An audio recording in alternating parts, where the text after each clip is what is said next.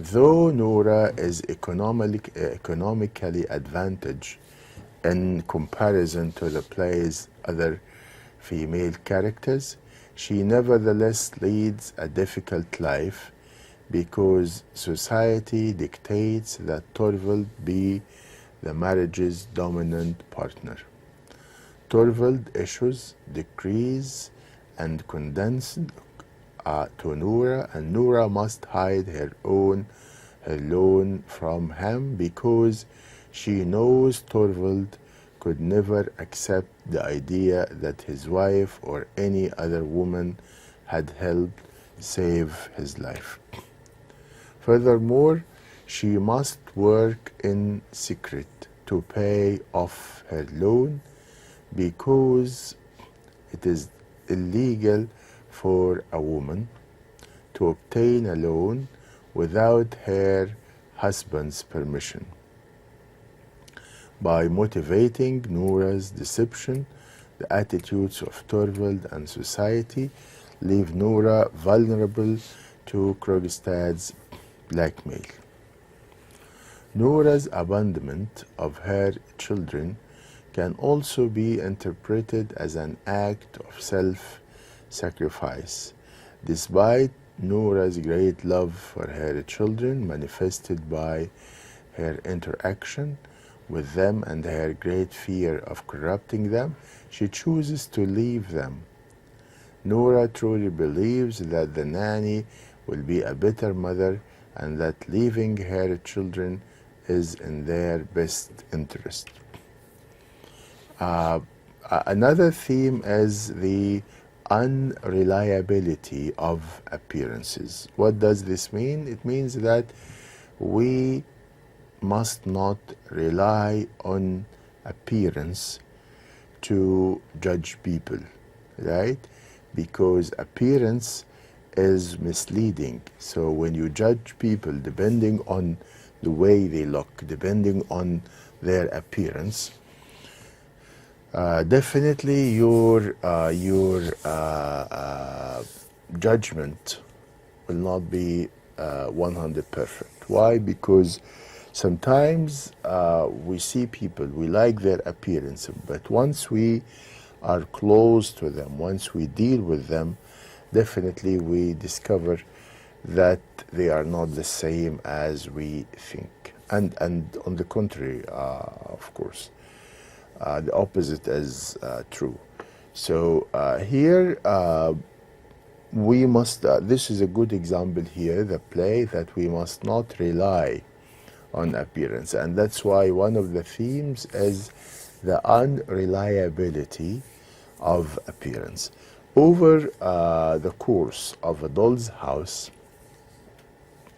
appearances prove to be misleading. This is very important. So appearances prove to be misleading veneers that mask the reality of the play's character and situation. And of course, our first impression of Noura, when we see Noura the first time in the play, Torvald and the Krogstad are all individually undercut. So once the very beginning of seeing these characters, we formed an idea, we formed a conception about them.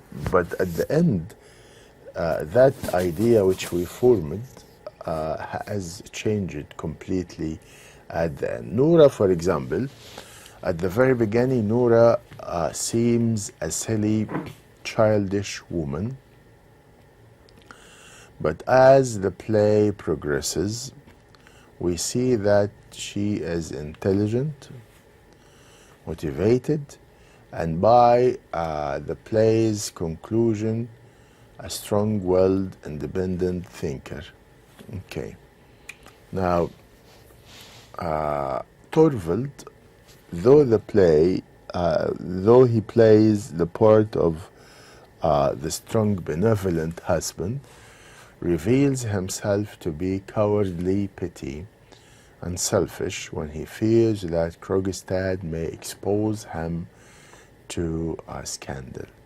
Krogstad too reveals himself to be a much more sympathetic and merciful character than he first appears to be. The play's climax is largely a matter of resolving identity confusion. We see Krogstad as an earnest lover, Nora as an intelligent, brave woman, and Torvald as simpering, sad man. Situations too are misinterpreted both by us and by the characters. The seeming hatred between Mrs. Lindy and Krogstad turns out to be love. Nora's creditor turns out to be Krogstad and not, as we and Mrs. Lindy suppose. Dr. Rank, to Nora's and our surprise, confesses that he is in love with her.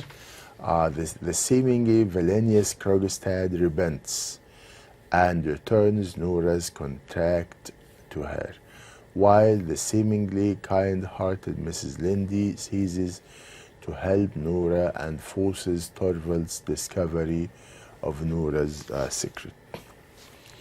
The instability of appearance within the Helmer's household at the play's end results from Torvald's devotion to an image at the expense of the creation of true happiness. Because Torvald craves respect from his employees, friends, and wife, status and image are important to him.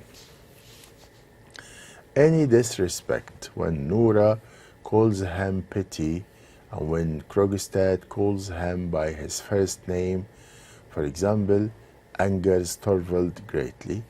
By the end of the play, we see that Torvald's obsession with controlling his home's appearance and his repeated suppression and denial of reality have harmed his family and his happiness irreparably.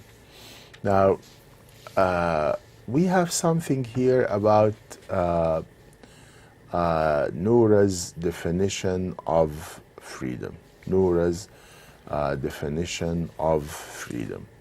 Now, her definition of freedom changed, as you know. Now, Nora's understanding of the meaning of freedom revolves over the course of the play. So she changed during the play, from the very beginning till the end. Now, in the first act, she believes that she will be totally free as soon as she has repaid her debt, because she will have the opportunity to devote herself fully to her domestic responsibilities.